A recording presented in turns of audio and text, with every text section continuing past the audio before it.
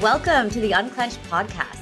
Dr. Alex and I are having so much fun doing this, and I hope you listeners and or viewers are finding these podcasts both informative and interesting. Today we have a very special guest, one that I look up to a lot. He has been a mentor of mine, probably without him knowing it. So I've sort of been following and stalking him in the background, and now he definitely knows. His name is Dr. Prabu Raman. He'll be joining us today. Before we bring him on, though, how are things with you, Dr. Alex? Did you see any Oh, patients that really stuck out to you this week? you know, um, I've been great. Family's great. Everything's good.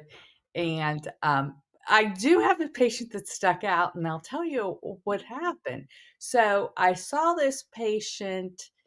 Oh my God, he was like maybe 6 years old. And now, fast forward 18 years, he came with his mom. And I always tell patients when they come for a consult to bring somebody because there's a lot of information, hard to go home and regurgitate what I've said. And I just always like someone there. A lot of times they'll Zoom call in or FaceTime or what have you. So I walk into the room and the mom is there with the son, who, of course, he doesn't remember me because he was only 6. And she looks at me and she's like, "Oh, wow, you've changed." And I said, "Excuse me?" She said, "You don't look the same. You've really changed." And I'm like, "Well, yeah, in 18 years, I changed." I was like, it was hard for me to just wrap my head around again everything we're talking about in here because I felt so like, my God, I look that bad 18 years later. And she wouldn't let it go. And I know that has nothing to do with TMJ, but that's the one that stuck out to me. And I thought, okay, here we go. Yeah, that's it. So I've changed. I got old.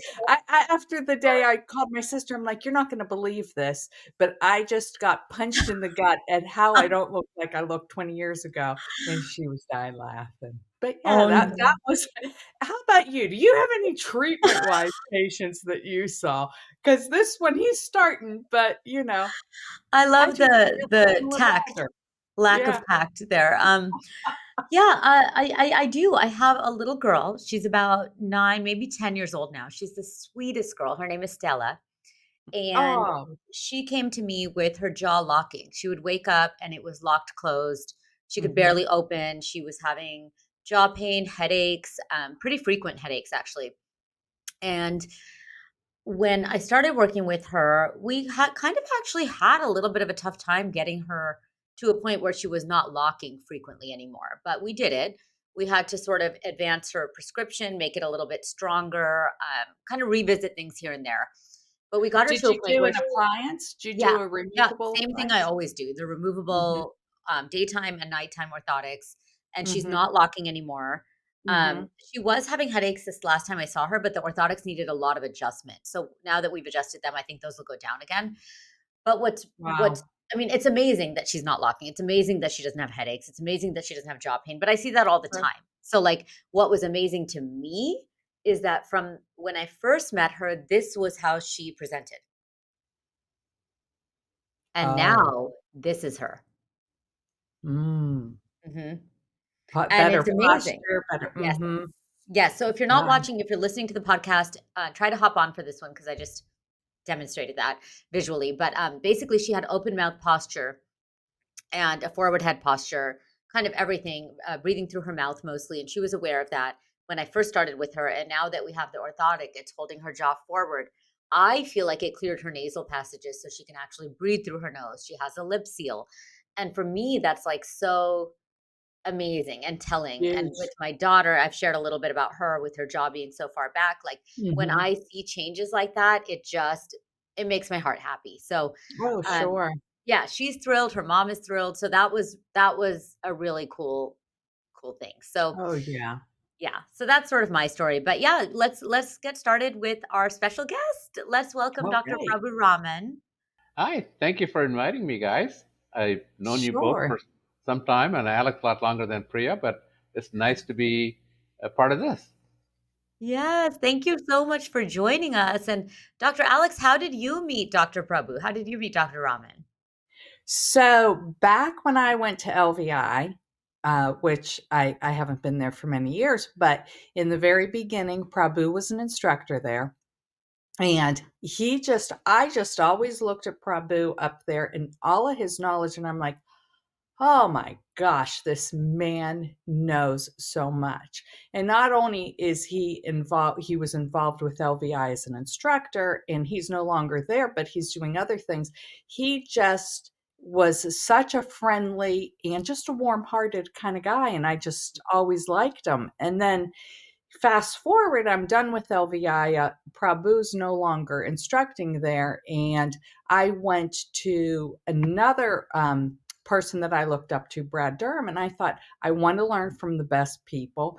So I took my team down to Brad. He's in Savannah. He's retired now. And I wanted to learn how to do these full mouth cases, more streamlined, more systems, and all of that, and which I did. But Brad was up there teaching one day and we were reviewing some scans and I'm like, Brad, what does that mean on the scan? And he's like, well, I don't know. And if you know Brad, that's just how he is. He's like, I don't know. And so I'm like, oh God, I got to find this out. So then after I was done with Brad, I called Prabu and I'm like, okay, Prabu, like I got systems down. I've got my office stuff down, but now I need to know like the meaning behind all of these scans. What does it mean? Would you please teach me? Right, Prabu? Now you can take Yep. it from there. Well, this is a few years ago. I'm trying to think. Would have been 2010, something like that. It 14 was years a ago. while, 14, 15 yeah. years ago. Yeah. And so I said, okay, I'll put something together. So I started. And you brought your team, and there are three Mhm. other dentists also brought their team as well. And it was Right. just a course that is almost like a commission painting. It was a commission course. They commissioned it. Yeah. So we kind of sat on the background. I got busy with a lot of other things. And more recently, last year when I announced this course, and I credited Alex. Alex, it was your idea originally to Oh, put a thanks. course together. It's been tweaked a little bit, but that is the genesis of the course. Yeah. Yeah. And I think I would like to, if you ever do a course like more advanced too, because I would like that. I'd come back again and see what Mhm. else I could kind of sharpen my tool. I'm the type of person that I've taken courses again and again, and I've repeated the same course because I don't know if I'm a slow learner or just the repetitiveness helps me learn a lot more. So, keep me posted if you do anything like that. You may jump in. That is a sign of a perpetual learner, Alex. I have taken Uh, courses many, many times. When I was doing ortho, I took some of those courses, count them 5 times. Ortho was new yeah. for me and for most dentists. So I took the same course over and over again. But the important part to keep in mind is I was not the same dentist the first time, second time, third time, even though Dr. Gerber was teaching the same course. He'd done it many, many years, but I Mhm. was in a Yeah. different place. I was Yeah. picking up nuances. I was building my skill set one on top of the other. So absolutely, taking a same course doesn't make you a slow learner, just makes you a deeper learner. You get a little Mhm. surface first, get deeper and deeper. Right, and you see things so differently when you take it again, Mhm. and yeah, that's so true. Totally agree. Yeah. I feel like, every time it's like peeling back a layer. I had to jump in with Alex. I'm a slow learner. Said, "Are you kidding me? You're just a deeper learner." Yeah, you're not a Well, I slow. appreciate that. I Yeah. appreciate that. So, Priya, how did you come? Because you're a lot younger than me. So, how did you come across Prabhu? I know he's out there and Yeah. he's on the ADA and he's on Yeah. every committee and he has every initial after his name. How did you come across him? So my mentor, Dr. Parker, actually told me about you, Dr. Raman. I don't know if I ever told you this, but he would just praise you so highly. And then he said you should Sure. actually look him up. I think he did a podcast with Dr. Howard Farron, Dental Town. So then I looked you up, and based off of that podcast, you talked about some of the main reasons that people clench and how it can actually be to help balance and ground yourself and kind of compensate for the postural issues. And that just sort of, I remember my eyes getting even bigger than they already are. They're huge. But I just remember thinking, oh my gosh, yeah, like that totally makes sense. And so I then made a YouTube video about why do people clench and grind. And I mentioned you in it. I said, one of my mentors, which you didn't know me then, but in my head, you were already a mentor. So if you watch it, you were probably like, what is she talking? I don't even know her. But in my head, yeah, you were my mentor. So I said one of my mentors, Dr. Raman, talks about one of the reasons for clenching being to stabilize yourself, really. When your body intuitively knows that there may be balance issues, postural discrepancies, and clenching your teeth together is a way to stabilize against that. And that really opened up my eyes to a lot of things. And so just watching that podcast, I sort of knew who you were. And then I was super excited to meet you. And I just remember you weren't able to come to ICMO, but I was excited to meet Dr. Alex, Dr. Pam. There's so many people in this world. But when we did finally meet, which I think was at the Myo-Aligner conference, I was like almost starstruck. I was I know, right? I think feeling is I was mutual. really excited. Feeling So is that's mutual. my I, story. I heard of you, seen you on Instagram and all that. So I was kind of like, whoa, this is the young lady. So yes, the feeling is mutual. I love it. Well, Dr. Raman, how did you get into treating TMJ, TMD? I'm sure listeners want to hear this. Well, thank you, but I'll try to make it a shorter version of the story because from time to time people ask me. Now, this last week I met a patient. He's from San Jose, California, and he goes, "There must be a reason you're doing this all the time. This is all you do. Did you suffer from it or somebody else?" I said, "It's my wife." So I didn't elaborate for him. The backstory is my wife is from Korea. We met in undergrad in school. And when we decided to get married, both of our families disowned us. And so we were it. And we all, it's all good afterwards. But at that time, they disowned us. So soon after I was not a dentist then. When I went to dental school, I was a radiology tech, and she put me through school and everything else. And then soon afterwards, she started wanted to have straighter teeth. Her teeth are not that. Remember, I said I do ortho. This would have been easy case now. I didn't know anything about it. So I took her to the local orthodontist, 4 bicuspid extraction. You all can probably groan. Yes. What that means, she became a migraine patient. This would have been like 84, 85, 80, 83, 84, something like that. I was dentist 83, somewhere around that time, mid 80s. And everyone kept saying, oh, it has nothing to do with the teeth. This is migraine. This is a medical issue. I just didn't believe them. And I also felt this insane amount of guilt that I had a role in it because I'm the one that took her to the orthodontist. And this is the girl that left her whole family for me and all that kind of stuff. But You screwed her up. I had a role in it for sure. I had a role in it for Yeah. sure. So, and one So of the things sad. that I shared with you guys in this class last week is I shared some of my core beliefs, about 10 of them, I think. You remember one of the first one is every problem has a solution. Mhm. I just say that every time. Every problem has a solution. And if I say that, I don't just give up. I'm going to look for one. So I said that even then, there has to be a solution. I'm going to find this. So that is where my journey started. I started off with John Witzig. He's passed away. He was the guy that brought functional orthodontics to U.S. And then Jay Gerber took a lot of those courses. That's where I learned about neuromuscular dentistry, TMD.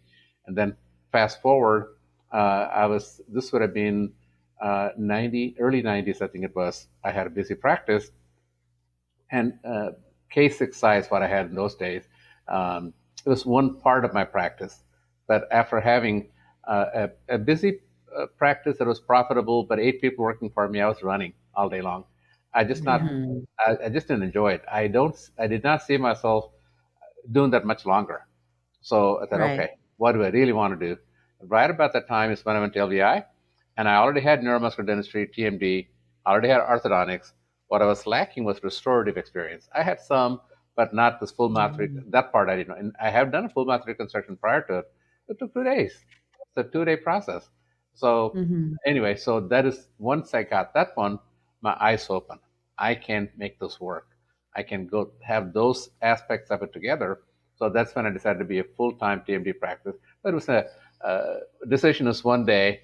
It's not the very next day. I had to figure out. That's what I was sharing with the group. Sure. How do you make this happen? I didn't have a model to work. I had to make it work. So that is what it's a continuous process of tweaking, learning. And you may have heard me say, Alex, I say sometimes just to get people's attention, I never make mistakes. People are like, oh, right. I said, I have a lot of learning experiences. So if you learn from something, that is not a mistake in Yeah. my mind. It's a reframe. But if you keep doing the same thing, yeah, that is a mistake. So we had a lot of learning experiences. So that is how this has evolved to this. And I think that as far as full time, we don't even take new patients that just call and say, I need a dentist. That's probably Right. about 25 years, 24, 25 years. Wow. I That's didn't when, realize it was that long because I'm Yeah. only going on like maybe 10 doing TMD only, but wow. but that Well, was, so when you first made that transition, did you just because you said you had 8 people working for you, did you just kind of let it kind of trickle down naturally? it was. I didn't Like fire a they single left person. because they had kids and you didn't rehire, or how No, did not you the, do that? no, not even that. I had this big announcement kind of with a team meeting. You saw the Oh. where we ate lunch, Priya. Mm-hmm. Mhm. It's a, well, you have seen it too. It's a long table, Yeah. and we're all full. And it said, "All right, guys, uh, this is from here on out. We're going to be a TMD only practice, and this is how we will be doing them." And once you make a decision, then everybody needs to be on board. They were not. In fact, my office manager really didn't have to do much managing. We don't do insurance and all those. I wanted her to go out and then go to medical offices, dentist offices, basically be like outside sales, if you would, let people Sure. know about it. She had a sales background. She didn't want to do it. She did not want to do it. Wow. She took a job at the medical office and left. So every single person that left were just on their own. They just didn't want. They just wanted to go to work, go home. That is Get a their mode of paycheck. things. And then Sure. you met Melissa, and you have both of you have Yeah. met Melissa. Priya just met Melissa. She's been with me 22 years. She was coming She's in. amazing. We think so too. She was coming in as we were making the transition. So she saw the tail end of that busy run practice. She came from a busy Yeah. practice, but Yeah. she stayed with it. It made sense to her, and Yeah. Right. it was more than just a job. We have a lot of fun doing it, and also feel like we're doing something worthwhile because we are. So that's the reason why in 41 years is when I've been a dentist 41 years, but I still love what I do. Mm. I have no plans to retire because why retire if you're having fun and making difference Exactly. in people's lives, right? You all get it. Yep. Yes. Totally. And this past weekend, I just attended your awesome course. Thank you. It's called GPS for TMD. I think that's what it's called. And it was so eye-opening. I came with my office manager and we learned so much, especially about the connection between the neck and the jaw. And I already knew that was there. I was treating it to some extent, but not the way you are, Dr. Raman. So I was so fortunate to learn from you. But what inspired you to make this course? And tell us a little bit about it. Well, thank you. GPS, in my mind, is people immediately think of like a GPS system to global positioning system, right? But I wanted to have that image in their mind. But G stands for goals, P is process, and S is success. Um, uh, and So that is really what it stands for: goals, process, and success. Goals are something the patient decides. What do I want for myself? Process is ours. How to get there? Success is also determined by the patient. How do you determine success? How do you know something worked? So that is really the genesis of that term. But I call this GPS for treating complex TMD cases. And the ones that I shared were complex TMD cases. And that turns out to be anymore my little narrow lane. We see a lot of people that are so-called hopeless cases. They're not hopeless cases. So I've been doing this. Like I said, I kept learning over these years, but I also had a sense of I'm not going to be doing this forever. I don't have an immediate plan, but someday it's not going to Mm-hmm. happen. So I didn't want these things that I have learned all those years to go away. I wanted to Mm-hmm. share them so that doctors in Pittsburgh, doctors in Washington State, and then we've met people from Canada, Boston, Delaware, Nice. St. Louis, um, Oregon, people from all over. I want all of these doctors to be helping their patients at a higher level. My goal was Mm-hmm. to, the way I set it up, even had some pre-requirements. I did, yes, I can. I have done basic courses, the introductory courses. I even talked to lots of ADA dentists that don't know any of this. I can do that. Mhm. But this particular course, my idea was the reason it has to be in my office is I want it to be hands on, because if you can learn, I mean, you can listen to somebody's lecture all day, 2 days. It's not the same as getting your hands on, getting the neck part right. That is the part that I feel like my little contribution to this TMD world, because of course I didn't invent all of this. I'm standing on other people's shoulders. But if I can say I was able to reach a little bit further on standing on somebody's shoulder, that's the neck part. But I wanted to have that protocol transferred because I also needed, I'm in private practice. It shouldn't take long time and needs to be efficient. Um, and if you're seeing somebody from a distance, I needed to get it done like immediately. Yes, that is where that came about. I wanted to transfer that one, and I also had to have some systems in place um, so that it is done in a optimal way every time. It's a Mhm. protocol, and I often liken that it Mhm. doesn't matter a airplane captain has flown for 30 years. They still have a checklist because it's too important. Mhm. What we do is no Sure. less important. We do what we do is really important too. So we have a Mhm. checklist for everything. Every little thing is done by our protocol, but the protocols are Mhm. subject to change. As we have new learnings, we tweak them, but we keep tweaking them because it's a never ending improvement. But I wanted to get that part transferred to people so they don't have to reinvent the wheel. That's what they came about. When I saw GPS, I'm like, "Oh, he's gonna give everybody a little roadmap." That's what I was thinking. It's a good title. It really is, it really is. Yeah. So, I know you're involved with the ADA, so you're dealing with a lot of doctors that are CO, centric occlusion, and doctors that are not neuromuscular, and then you used to say, and I'm not sure if you still do because I haven't been to a lecture of yours for a while. You started to call it the physiological neuromuscular. So, is there a way that you can kind of explain? Because I'm sure we might have some doctors listening or dentists listening, and how you kind of denote each of those? Certainly, I'll be happy to. In fact, this is also useful for patients because Exactly. when I started back in '80s, when I learned about neuromuscular dentistry in the early, when I learned for myself, it was not very commonly known. Neuromuscular dentistry I'm talking about. Right. In fact, it was almost a little bit on the down and low, and I'm not at all exaggerating. You're not out there letting people know that you do this because you'll get attacked in those days. In fact, when I learned from Dr. Gerber, he didn't even introduce anything about neuromuscular dentistry until he had taken all the ortho courses.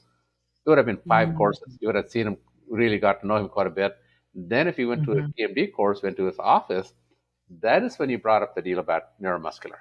It was almost like Mhm. only for, he was shared with a trusted few kind of thing. Yeah. And I was skeptical initially, like, really? Kansas City is a pretty good sized town. No one was doing it. But I was Mhm. also of the opinion uh, I don't ever want to be surreptitious. I want to be upfront. You're like that, Alex. We don't hold cards back kind of thing. We just let people know. Uh, I, Sure. so anyway, so that is the background of it. Fast forward, I was at LBI, and there were some people there. They wanted to change the term neuromuscular to physiologic.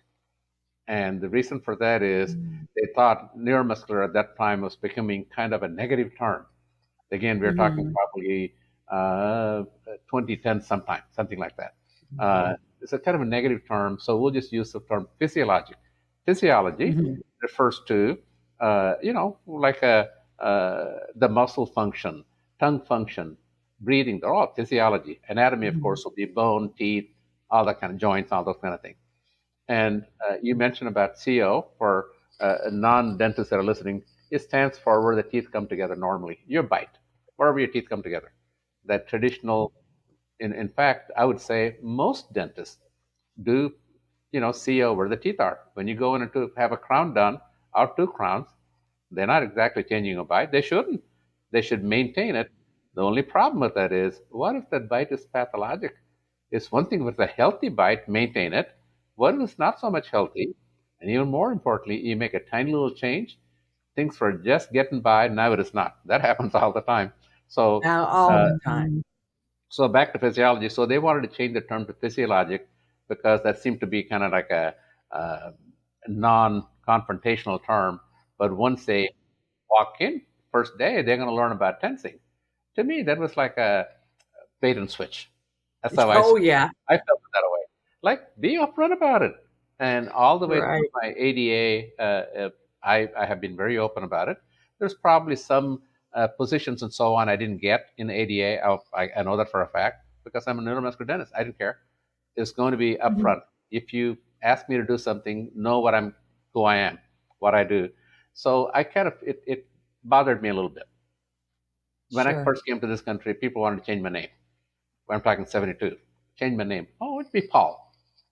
No, my name was a little longer, Prabhakar, and I Uh-huh. made it shorter, just like Bob for Robert. That I'm okay with that. Sure. But change the Yeah. name, no, I'm not going to do it. And this is Yeah. me. Learn Yeah. learn Good. my name. If not, don't bother. But this is funny. When President Carter was a long time ago, guys, Priya, there was his Jimmy Carter. I know.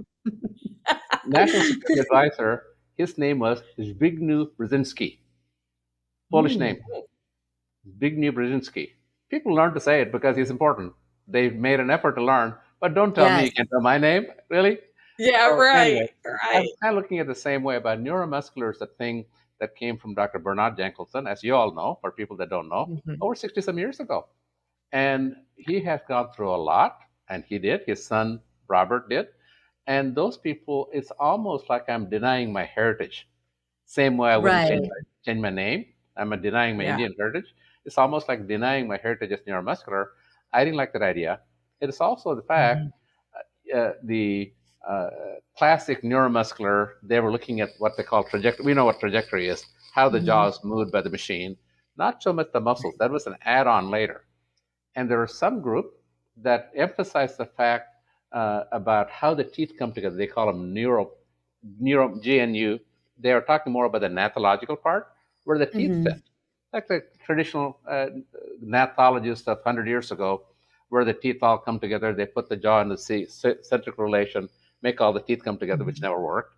And Mhm. if that is what other groups are emphasizing, I told Dr. Dickerson at the time, we should emphasize the fact we're looking at the physiology. It's neuromuscular. We're Mhm. not going to get away from that. The emphasis more Right. on the physiology because physiology tells you in real time. It's like looking at an Mhm. EKG for a trained eye. EKG tells the person what the heart is doing right at that moment. That is different Mhm. from looking at a chest X-ray. If you look at a chest X-ray, you can say, "Oh, the heart is enlarged." Okay, fine. When was it? When did it happen? It's looking backwards, almost like in the Mhm. rearview mirror. You look in the EKG in real time. You know what the heart is doing that moment, right? When we look at EMG, you take the bite and so on, where all the muscles of the jaw, neck, tongue, all of them are relaxed. We know in real time where they are. So that is a physiology part. So I suggested, I proposed, we should call it PNMD, Physiologic Neuromuscular Dentistry. It was accepted then. Soon after I left LVI, that went out the window, Oh. but I kept that one because that But yeah, right. I get it's a it. way That's of okay. differentiating. That right. So when Well, for the patients listening to it, because neuromuscular now becomes sexy. It's kind of funny. Yeah. After all these years, a lot of people claim they're neuromuscular. How do I know? Because I see people from elsewhere. I told you, many of these people have multiple doctors. I recently started treating a gentleman from Scottsdale. It's in 40 doctors, 40. He's had a few, yeah, he's Wow. seen a few neuromuscular. I said, okay, fine. I didn't say anything else, but as I'm doing all of these, oh, this is all different. Oh, you didn't go through this? Mhm. Nope, nope. But they still Mhm. call themselves neuromuscular. So that's the Mhm. reason why it is important for us, that actually do physiologic neuromuscular dentistry to be able to not only practice what we do, so patients know what we're doing yeah. different. Because Yeah. otherwise they waste their time and money uh, Totally. chasing these things. So it is partly acknowledging our background, our heritage, so to speak, in this field. It's also to make sure just being transparent so people know what we do before you come in and Yeah. differentiate us. That's where that came from. One thing you just hit on about the guy seeing 40 other people and some were neuromuscular. I think whenever patients are looking for a neuromuscular dentist too, they need to inquire, well, how often do you see TMJ patients? Because Yes. that's all I see in my practice. And someone else may be doing a little bit of both general practice or cosmetic or whatever you want to call it, and not really seeing the repetitive problems that the three of us see. And there are other neuromuscular dentists too out there that are TMD, but some people that have been everywhere, I think they just need to ask the right questions when they're Mhm. making their Yeah. appointments And too. I think there needs to be information out there to empower them to ask the right questions because as a patient, they don't necessarily know what to ask. And so, but yeah, I totally agree. I hesitate so much to make referrals because people reach out to Mhm. me from all corners of the world and they're saying, where should I go? I live here. Who should I see? And I'm just like, I don't know. Like I refer to you two, Dr. Mhm. Pam Marsband in Virginia, and like that's almost it. Like, I don't feel comfortable that I think that's it. Like, I don't Yeah, feel comfortable making a lot of recommendations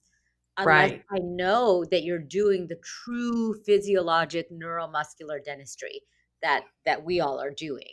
Very true. Right. But If I may but add to that one, no, totally, we run to that one as well. And partly it is difficult. You, Priya, took over a practice that was already all Mhm. TMD, Dr. Parker. Mhm. And you changed one day, kind of like I'm doing, you're a lot younger than me, Alex, to do that mode.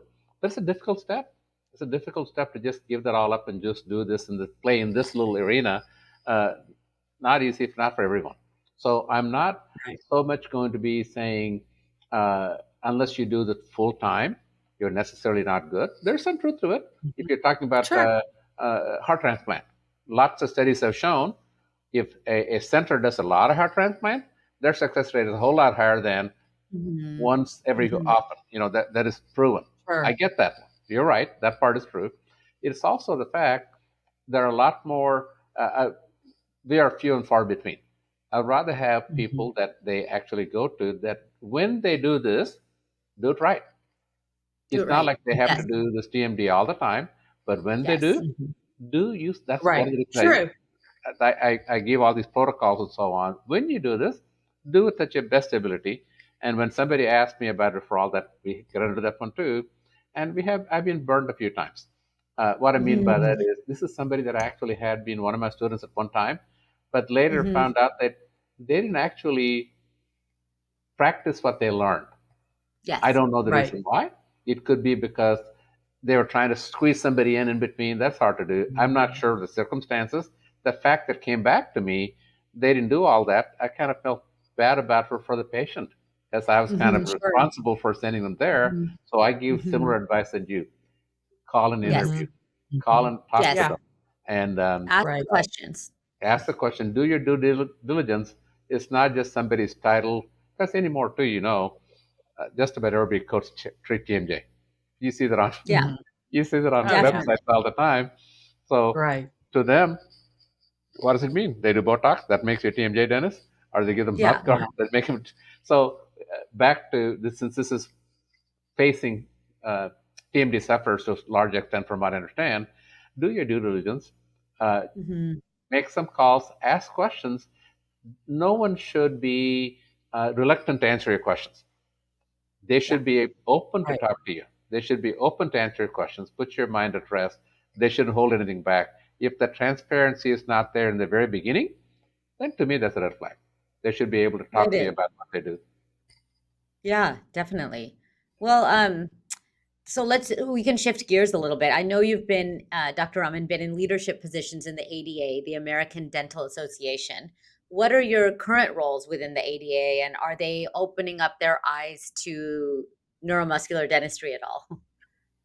Thank you. I had several roles. I was a state local president, and I was a state president, and so on. And I've been on some of the councils of the ADA. Currently, I have two roles. I'm a delegate to the ADA. What that means is the policy of ADA is set by uh, House of Delegates. and House of Delegates, about 450, I think, members. In Kansas City has two of them. Think of them like uh, representatives or senators, in a sense, except we Mhm. only meet once a year, and we set policy. And then during the year, all through the year, the councils, which I used to be a part of, the thing called Council on Dental Education Licensure, and other councils are basically considered committees of the House of Delegates. Now we have a new system coming up of doing it even ongoing basis, but on a day-to-day basis, it's run by hired, the paid staff, a large number, both in Chicago and also Washington. But so I'm one of the delegates that sets policy. We're the ones that elect president and that sort of stuff. That's once a year. I'm also a commissioner. There's a American Dental Association has a few commissions. One of them is a National Commission on Dental Specialties and Certifying Boards. This is my fourth year. I'm one of the commissioners that decide who becomes specialists within dentistry, then make sure they maintain it. Those are the two roles I have. Wow. Wow. You're busy. Yeah. Yeah, I'm Yeah. backing off a little bit because I have grandkids, but yeah, yeah. Yeah. So now I'm going to switch again, and I want to know in your practice, like how long after you've helped a patient and gave the hopeless patient hope and have treated them and relieved their pain, how long do you monitor them? What's your protocol? Good question. Um, since Priya just came here, it'll be very fresh for her. I start off answering one question. I may not have shared these kind of things when we did this years ago. I keep refining it. Okay. The first question is when I meet somebody, am I even the right doctor for you? Yeah. They have a lot of these symptoms, especially these people that have multiple quote medical symptoms because they have medical diagnoses. I call them labels. Um, Hmm. my job is to see, do you have the problem I know how to fix? If I were the world's best heart surgeon, I'll be of no use to you unless you have a heart problem. My area of expertise is fixing jaw neck alignment. That's what I do. You all do. So we had to see, do you Hmm. have that problem I know how to fix? So it's a relatively non, it's not an expensive visit. We charge less than $300. That is to see, do they have clinical evidence of it? If they do, then it's a connection between that and their symptom. And if those two are yes, they may go further. They may take a lot of the workup, diagnostic tests. Then we do all kinds of stuff to figure out going on with the jaw joint and the airway, sleep study. Where's the jaw now? Where should it be? Everything, every question that we can possibly ask, get all the answers to it. Then I give the presentation. I give them summary of what I found. Uh, so they decide what to do. And if they decide, yeah, this makes sense, we always do a trial run. Not because I have no confidence in what I do. I want to make sure that I actually makes them better. So that only lasts 90 days or less. And I have recent examples that I put them on YouTube and so on. It doesn't have to be that long. It can be very quick. And you guys have experience of that too. So then we do something long term. And your question is that follow up. How do you know it's finished? The success is determined by the patient.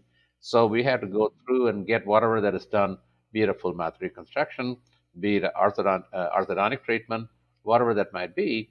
Once that is done, we do. Uh, uh, I advise them to do an annual checkup. Oh, there you go. They have their own dentist, and because like I don't do regular dentistry anymore for many years, I don't have a hygienist for many years. I send them Hmm. back to their dentist to dental home to maintain it. Sure. If you have any issues, call me. Otherwise, we recommend come once a year. Do they all come back once a year? Not really, because many of them are Yeah. from out of Mhm. town. But if they were to come back, the exam would involve kind of like what we did in the beginning. Muscle Mhm. palpation, checking the joints, that sort of stuff to make sure they don't have any issues. Um, that is basically would be an annual checkup to answer your question. Got it. That's That's what I do too. I do yeah. an annual. Yeah. I don't see many of them back, but Yeah. they always know they can come back to me. Yeah, well, the ones that typically come more often are the ones that picked a removable Yes. orthotic as Yes. their final restorative phase. Yes. And a lot of times they'll come back and they'll be wearing it for 4 or 5 years and they're like, okay, I'm done with this. Let me do something else. Let's talk ortho or let's talk full mouth. So, or whatever restorative. It might not be Sure. full mouth. It might be, Sure. an arch or what have you. So, yeah, but the reason I tell them once a year too, I want them to know that we're just not dropping them off and they're always welcome back if they get a tooth pulled or that their symptoms can come back, or if they're in a car wreck Mhm. or something like that, that Mhm. we're always there to help them. Even Yeah. otherwise, they're living, they're using this body. Even the Yes.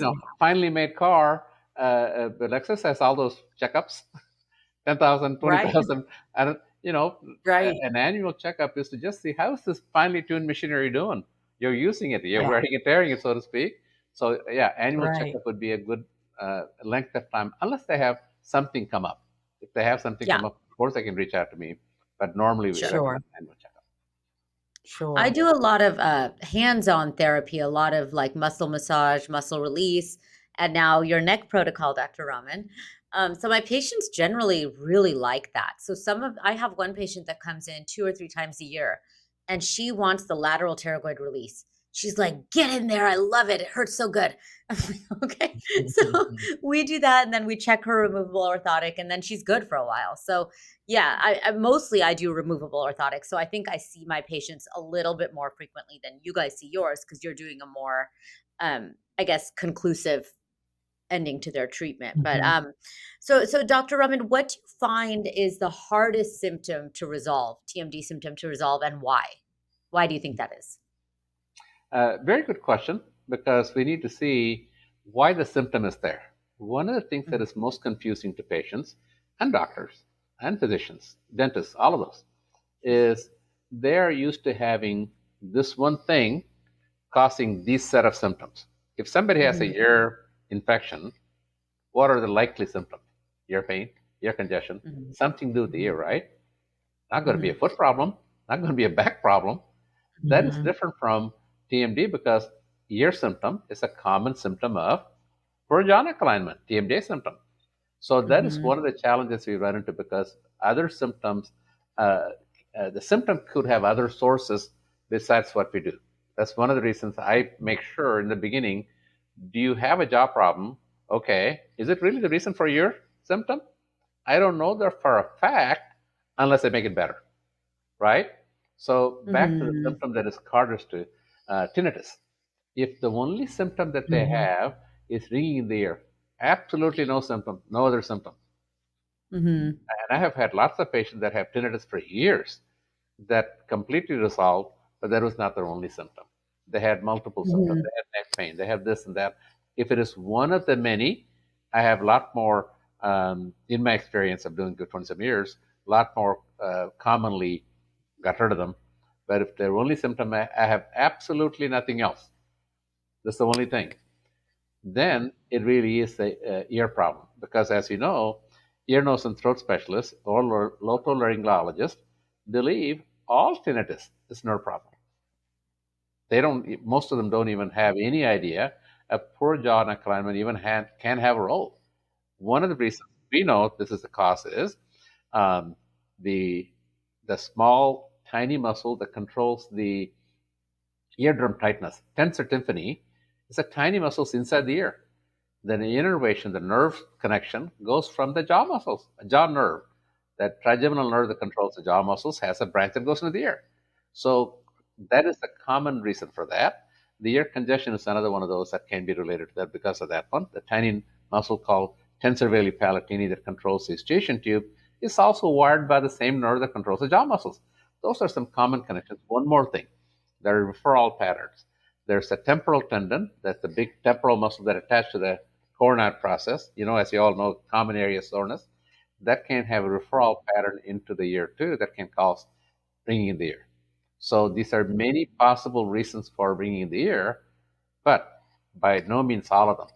If their if their symptoms have a lot to do with the actual nerve damage, they were on a rock band, that or something like that, or industrial thing anymore. OSHA makes them wear ear protection. That kind of a thing, may not have anything to do with the jaw problem. So to answer your question, if it is one that's the only symptom they have, nothing else, and then I have less of a possibility of helping them because the source could Yeah. be something else. Yeah, Mhm. I totally agree. I see that too. Yeah, yeah, I do too. That's the one that I can't promise, but like you said, that might be the symptom they walked in with was the ringing in the ears or the diagnosis of the Meniere's, but then they also have other things like neck issues, Mhm, swallowing mhm, issues, dizziness, mhm. but that ringing in the ears just drives them so crazy. I'm always like, "Well, I know the others are good, the ringing, I'm pretty positive it's gonna start to change, but I can't guarantee that one." I do Right, ask, 'Cause right. yeah, I do ask a lot of questions. Do you have any change in your tinnitus, the pitch yes. or the volume? When you move the jaw, when you do you any change at all? Is it constant? If it is constant, we can just say, not likely. If they say, yeah, but Yeah, I clench when I move the jaw, it goes up in pitch, goes down in pitch. If I do my jaw yeah, sometimes it goes even quiet. Okay, now I Yeah. have more likely I can help them. yeah. Yeah, exactly. I agree, I agree. Well, let's get a couple questions. This is the time where we answer a couple questions from our listeners. So, the first question was, I have had allergies for a long time and I became a mouth breather. After that, I wake up with my jaw feeling stiff. Is this connected to TMD, TMJ? Who wants to take it first? So the allergies turned her into a mouth breather. So who wants to take it Prabu, first? what do you think about that? Okay. If they see a temporal connection, meaning that timing wise, this happened soon after that, chances are there may be some relation. The relation can be this. Obviously, if the allergy blocks your nasal airway, the brain goes, do something to breathe. We got to have oxygen above everything else. So if the person were to open the mouth so that they can keep themselves alive, they had to breathe. Uh, it would it will end up affecting not only the jaw position, but the jaw opens oftentimes goes backwards, and these muscles are more under tension. It is unlikely they were perfectly fine before. This is a common thing you all have run into too. Mhm, They may say, I have absolutely no symptom until XYZ. It could be something as mhm, simple as until I had a filling done, until I had a crown done, it's my dentist's fault, or whatever that might Mhm, be. So in this case, mhm, I doubt that allergy requiring or necessitating your mouth breathing for a short time until your allergy got away or you took medication or whatnot to be able to breathe through the nose alone. That alone unlikely caused this jaw problem. But the other thing to also want to, I'm assuming when they hear TMJ, they're talking about a jaw joint problem. Most people refer to that one. But of course, I use this clunky term, jaw neck alignment, because what happens to the jaw joint is only part of it. Of course, most dentists are, when the moment they say TMJ, they immediately talking about the joint lock, joint click, pop, joint pain, everything joint related. But to me, and I think you would agree too, that is just one piece of the puzzle. If a door doesn't fit right, you can shove the door to close like in a hotel room. If you keep doing it enough times, eventually it becomes a hinge problem. This analogy, people usually get it. But in this analogy, upper jaw is like a door frame, lower jaw is like a door. Muscles do the moving. If they have to constantly strain to bring it in, it becomes a muscle tension, muscle problem, headache, jaw pain, any of those. It's not a hinge problem yet, but eventually that happens. So then, oh, my jaw now clicks, or the other way. Oh, I had clicks for years. My dentist told me, don't worry about it if it doesn't hurt. mhm. How often have they heard that one? And A lot.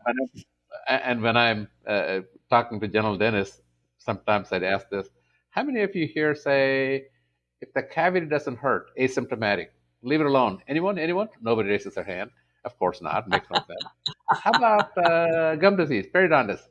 If it doesn't hurt, leave it alone. How many people say that? Anybody? Anybody? Nobody. How Yeah, then? right? How Good then? point. Yeah. How then do we feel right to say if the jaw clicks, doesn't hurt, leave it alone? Yeah. Why? I mean, if your car's making noise, you get it checked out. This is the most used joint in the body. Right. Right. But the reason, Yeah. Right. there's a reason for it too, right? The reason for that is they're not trained. Part Right. of my various Good duties point. over these years, I was an admissions committee member for University of Missouri Kansas City Dental School. I was one of the admissions committee members. These are bright kids, super bright kids coming in, really high GPA, science GPA. They're bright kids, so it's not their fault. They're not being taught. All that they Right. get Right. is, even to this day, is, oh, it's mostly stress. It'll go away. Mhm. Give them a night Mhm. guard, and if it doesn't get Soft better, diet. any Yeah. of those things. And don't Yeah. forget, put them on muscle relaxer, put them on Mhm. ibuprofen, any of those. And nowadays, stick them in the needle with the Botox. That's a new thing now. And Yeah. does it really crack the problem? Not really. So this Mhm. idea about ignoring it more to do with the fact they didn't know what to do with it. If they know what to do Right. with Right. the cavity, they know what to do with the gum disease. Right. They have all the tools. They jump right at Yeah. it and be very preventive oriented. Dentists are prevention oriented. Not here because it's a lack of knowledge. Yeah. You don't see what you don't know. So back to this lady, does it relate her to TMJ? I'm assuming she's talking about the joint problem.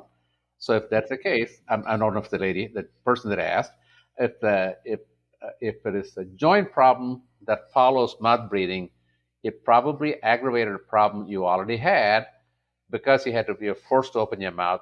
It just made it worse. It could reveal a problem Right. that you already had. That was underlying, and yeah, that was already Exactly. It's there. like a Like person the that last drop of the bucket. Right. our Right. last straw, or a person that had a heart attack. Most people Yeah. don't know Mhm. they have a heart problem until they have a heart attack. It's the truth. Mhm. Right. Good Mhm. So point. they were not perfectly fine the day before, month before, probably a year before. They didn't know. Yeah. Unless you do Mhm. some, specialized EKG, you won't know. Right. That's what we do with the EMG. Our test can reveal a problem even before it becomes a bigger problem. Right. Mhm. Right. Well, let's take the next question. The question is, what does joint compression mean? Who wants to take that one? Go ahead. You go ahead, Priya. Well, okay. To me, it means so basically the jaw joint has two bones: the temporal bone, which is a skull bone, and it has the little knob that the jawbone ends on, the condyle. Those two make up the jaw joint, and in between those two bones sits a little disc of cartilage called the articular disc. Now, for some people, when their teeth come together, there's a ton of space in that joint and all is well. For other people, when their teeth come together, everything is sort of smushed together and compressed. And that can actually damage the disc over time, or it can squeeze it so much, kind of like a watermelon seed between our fingers that we squeeze until pop, it goes out of alignment. So that can lead to clicking or popping in the jaw joint, or it can actually lead to the disc being completely dislocated where the jaw locks closed. So to me, that's what joint compression means: is there's not a lot of space in the joint when there ideally should be. But you guys can chime in as well. I agree with how you explained it and your little Vanna White. Oh, please enjoy. I do this for my YouTube videos, so I'm so I used to know. No, I love it. You know I tease you about that. Only thing I'll add to that one, Prabu? exactly. You're right, and I like that watermelon seed idea too. I use it from time to squirt out. The other point Yeah. about the clicking also is uh, uh, clicking means at least there's a disc. There is a Yeah, disc. It's just out there's a of disc. place when you bring your teeth together, and when you Mhm. open, it pops into place, right? When you open far enough, it pops in. The rest of the way, it's in place, and then you go close, close, close, close. And when you go into park, boom, goes out again. So when you're Mhm. talking about how you were able to help this lady that then, I think you talked about just your recent patient about how she doesn't click anymore and all those, because you Mhm. gave her more height, especially in the back, right? When you Mhm. close Mhm. her jaw, I talk about a door analogy all the time. When you close a door, just like in closing a jaw, the end position, when it is already shoved in, is what we call a bite. Dentist style a bite. I often say when the ribbon put the ribbon between the teeth, go tap tap tap. Does the dentist do that? I said, yeah, that's called the bite. That's where the teeth meet. Yeah, I have a good bite, wonderful bite, cool. All that it means is your teeth come together somehow. So Yeah. you know why the teeth come together there? Because that's where the teeth are. Teeth come together Mhm. there because Right. that's where the teeth are. No other reason. But if those Mhm. teeth are not in the proper height, especially the back teeth, jaw keeps Mhm. closing, front teeth cross each other, back teeth stop the back teeth jaw from closing any further. If they're at a position, they go much further before they come to a stop, it would have put more stress in the jaw joint. You're talking about the squeezing the seed, then that leads to this coming out of place. Almost always there's a micro trauma of this one Mhm. happening over and over and over again, literally Mhm. about almost 1,000 times a day when you close your jaw, and it makes it worse if they clench. Then not only do they Mhm. put the teeth together, they put extra force on it. That is Mhm. really where the popping happens. Oftentimes people look for, have you ever had an injury? Yes, Mhm. a macro trauma, an injury can cause it, of course, but that's not a very common one. It's a very small Mhm. amount. Most of it is a micro trauma. So the compression is Mhm. where the disc is already in. The space between, as you're pointing out, the ball and the socket really gets squished. This gets out of place. What is more, the condyle also start to bend and squish, do all kinds of things, Mhm. trying to, in a sense, adapt to this one until it no longer can. So that is Right. it. So one of the reasons on my protocol, you would remember I put the cotton roll between the back teeth Yes. when you're tensing to give a little more Yes. room. Mhm. Did I teach Yes. that way back when? You- Oh Uh, yeah, yeah, I've learned that yeah. since the beginning of time. Okay, okay. Yeah. That is the Yeah. purpose of it. Like, My mentor always he taught me to put an aqualizer in there. So we have them wear an aqualizer while they tense. But I mean, same concept, right? We're Mhm. decompressing the yeah, joints, the orthotics, Mhm. the aqualizer, any height that's put back here will help to decompress the joints, and that eases up all the pressure that's being put on the joint. And um, so yeah, yeah, that's great. And then I think there's a last question, Alex, if you want to ask this one. Mhm. Mhm. This one says, "How do you feel about red light therapy for TMJ treatment?" I do utilize red light therapy all the time. Um, I do those more for my closed lock patients Hmm. or any patients that have a lot of inflammation, because the red light, what it will do is it will increase the blood flow and decrease the inflammation. Mm-hmm. So sometimes I use red light therapy from my beamer that I have in the office, which is a pulse electromagnetic blanket, or the cold laser, the red light from the cold laser. Do you have a cold laser, Prabhu? Do you utilize that I have a at Photona all? laser. I have a Photona Mhm. Lightwalker. It has Mhm. an attachment for biomodulation, so you have both Mhm. two waves. You can also do heart cutting, but I don't do regular dentistry. But it is useful for taking Yeah. out both crowns and so on. Mm-hmm. So I do have that in my toolbox, so to speak. Honestly, I Mhm. don't use it that much. It's good to have a lot of Mhm. tools in your toolbox, like for Yeah. injections. Uh, for prolotherapy or joint injections. I have had training in those. Those are all in my toolbox, sometimes way in the back of the toolbox. Yeah, Yeah. But sometimes it's good to another. have that to reach in there and get them. So I don't use Yeah. it on an ongoing basis. I do have the photona laser. You're talking about the photobiomodulation, that's how they call it. It Mhm. increases the healing, increases the uh, even the not just the blood flow. It even tends, they say, brings in the immune cells and so on to make them heal better. But it is not. It's a tool that I use often. It's in the way in the back of my toolbox. Yeah. Yeah. Yeah. Yeah. Well, geez. Anything else for Prabhu before we sign off here? Pri, you got Oh, anything? I don't got anything. I'm so thrilled Okay. that you were able to join us, Dr. Raman. Thank you so Thank much. you so much. Well, thank you. It's a pleasure. Really enjoyed seeing you both and spending some time with you all. And I applaud you both for doing this, especially patient facing. You want to give people hope. That's the reason why Yes. my whole idea of starting doing a YouTube channel way back when, years ago. If you see some of my old ones are really low quality, Yeah. but I wanted to get the word They out still because, work. yeah. Well, one of the questions I think you asked before about the open uh, being open to neuromuscular dentistry in among dentists ADA. After all these Mhm. years of being part of it, I'm not an outsider. I'm one of the ADA people. They already know what I do. Then it's not so weird. As opposed to Yeah. Right. somebody that stays away from ADA, they're not part of the dental society, they're outsider. It's hard to make a change from outside. You don't have to agree Mhm. with every single thing ADA does. I don't. Heck, I don't agree with Mhm. everything my wife does, but that's okay. So I'm the going to tell point, her. yeah, but the I'm point just kidding. is, be part of it, be part of the solution from being inside. So Yeah. they're open to it for the first time after all these years. They had me Good. speak back in Orlando ADA national meeting in 23. So it was nice to be able to have that venue to open people's eyes. Sure. So there's small amount of opening. One of the sometimes people ask about dental schools. Are they open to it? Mhm. I already mentioned about dental schools being bright kids. They're not being taught. I am Yeah, not too hopeful that's going to happen I anytime know. soon. That's okay. Darn. That's okay. They teach the tooth part. We will take care of the rest of it. And we Mhm. all are giving hope to dental patients out there.